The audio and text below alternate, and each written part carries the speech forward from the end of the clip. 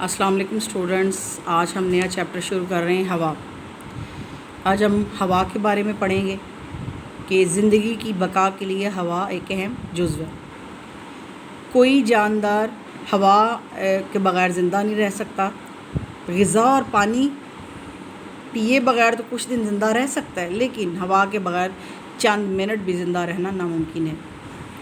ہمارا پورا ہوائی جو ہے وہ مختلف گیسز کا مجموعہ ہے، جس میں آکسیجن ہے، نائٹروجن ہے، آرگان ہے اور بہت معمولی مقدار میں ہائیڈروجن کاربن ڈائی آکسائڈ ہے۔ پورا ہوائی میں آکسیجن کے بغیر انسانی اور حیوانی زندگی جو ہے وہ ناممکن ہے۔ سائنسی تحقیق سے پتہ چلا ہے کہ سطح زمین سے تقریباً 1000 کلومیٹر کی بلندی پر بھی ہوا پائی جاتی ہے۔ زیادہ تر ہوا جو ہے وہ 30 کلومیٹر سے کم بلندی پر ہوتی۔ زمین کی شکل گول ہے اور ہوا اس کے ارد گرد ہر جانب غلاف کی صورت میں پھیلی ہوئی، اسے کرہ ہوائی کہتے ہیں یا فضا۔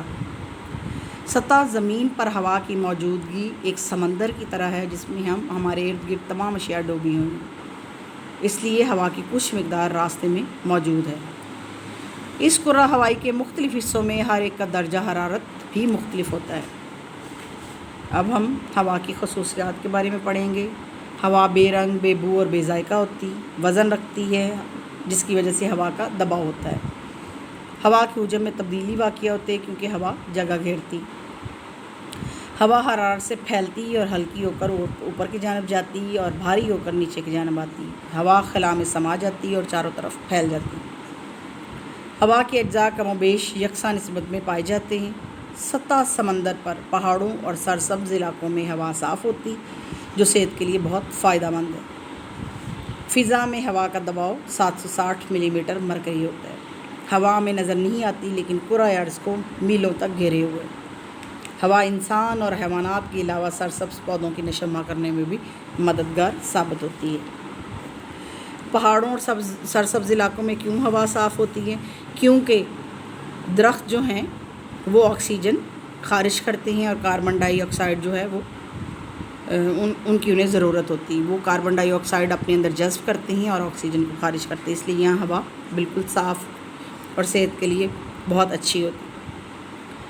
اب ہم پڑھیں گے جی ہوا کی اجزائے ترکیبی، یعنی ہوا میں کون کون سی گیسز شامل ہوتی ہیں۔ سب سے پہلے نائٹروجن جو ہے وہ 78% شامل ہوتی ہے ہوا میں، آکسیجن 21% شامل ہوتی ہے اور کاربن ڈائی آکسائڈ 0.3% ہوتی ہے، آرگان جو ہے 0.9%۔ باقی مادہ جو ہے وہ 0.7% ہائیڈروجن ہوتی ہے، H2، پانی جو ہے H2O، اوزون اور نیون، ہیلیم اور کریٹان اور دوسرے شائستہ عناصر پر مشتمل ہے۔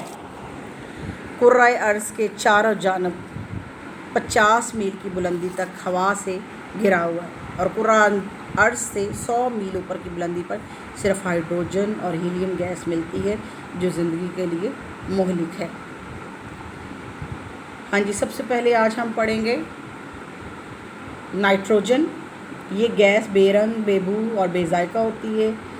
نائٹروجن گیس کا ہوا میں تناسب 78% ہوتا ہے۔ تمام حیوانات اور نباتات کی ساخت میں نائٹروجن کا بہت بڑا حصہ ہوتا ہے، جو تقریباً ہوا کا 3/4 یعنی تیسرا حصہ جو ہے وہ نائٹروجن ہوتا ہے پوری گیس کا ہوا میں۔ آکسیجن تیز گیس ہے اور قدرت نے اس کے اثرات کو معتدل رکھنے کے لیے نائٹروجن گیس کی مقدار بہت زیادہ رکھی ہے۔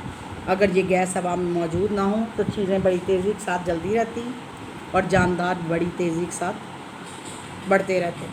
یہ گیس حیوانات اور نباتات کی نشو و نما میں مدد دیتی، نہ خود جلتی ہے نہ جلنے میں مدد دیتی اور زیادہ دباؤ کی صورت میں مائع میں تبدیل ہو جاتی ہے اور پانی میں بہت کم حل ہوتی۔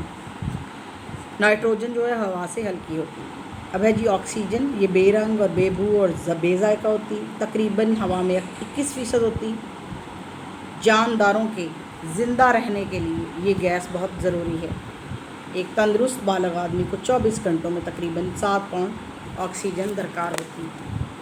اس گیس کی عدم موجودگی میں کوئی جاندار زندہ نہیں رہ سکتا، انسانوں اور حیوانوں کے علاوہ اس میں پودے بھی شامل ہیں۔ یہ گیس خود نہیں جلتی بلکہ جلنے میں مدد دیتی اور 2 گنا ہائیڈروجن سے مل کر پانی بناتی ہے۔ پانی میں یہ بہت کم حل پذیر ہوتی ہے۔ نمبر 3 پہ جی کاربن ڈائی آکسائڈ، یہ بے رنگ، بے بو اور بے ذائقہ ہوتی۔ صاف ہوا میں اس کی مقدار عام طور پر 0.3% ہوتی۔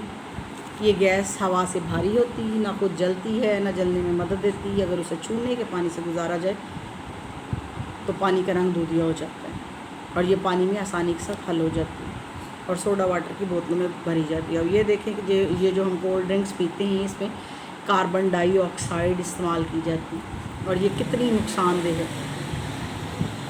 انسان اور جانور جب سانس خارج کرتے ہیں تو اس میں کاربن ڈائی آکسائڈ کافی مقدار میں خارج کرتے ہیں۔ اس طرح جاندار اس گیس میں ہر وقت اضافہ کرتے رہتے ہیں۔ جلنے والی چیزوں کی کاربن آکسیجن کے ساتھ مل کر کاربن ڈائی آکسائڈ بناتی ہے۔